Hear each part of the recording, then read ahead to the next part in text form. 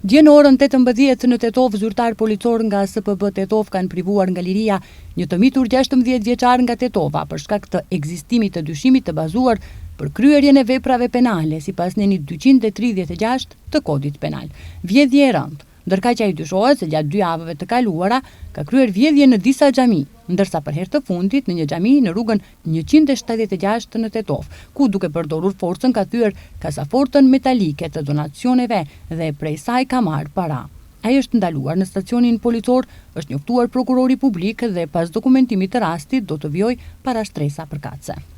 Dje në orën 10:30 në SPB Tetov, një grua 43 vjeçare nga Gostivari me banim në Tetov ka denoncuar se ish partneri i saj jashtëmartesor, një 50 vjeçar nga Kriva Pallanka, në disa raste ka drejtuar kërcënime për jetën e saj, ndërsa më 18 maj në periudhën nga ora 21 deri në 23 përmes një aplikacioni celular ka dërguar disa mesazhe zanore me kërcënime.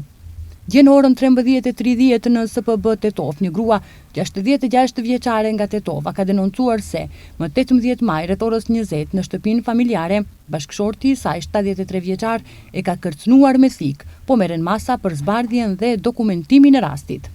Dje në ora 13:40 në SPB Tetov, një 29 vjeçar nga fshati Bozovc e Tetovës ka denoncuar se në trotuarin e rrugës Lubotenska në fshatin Reqice Vogël të Tetovës, një automjet udhëtarësh Jeep me targa të Tetovës, i drejtuar nga një 60 vjeçar nga Reqica e Vogël, me shpejtësi të rritur është të drejtuar drejt tij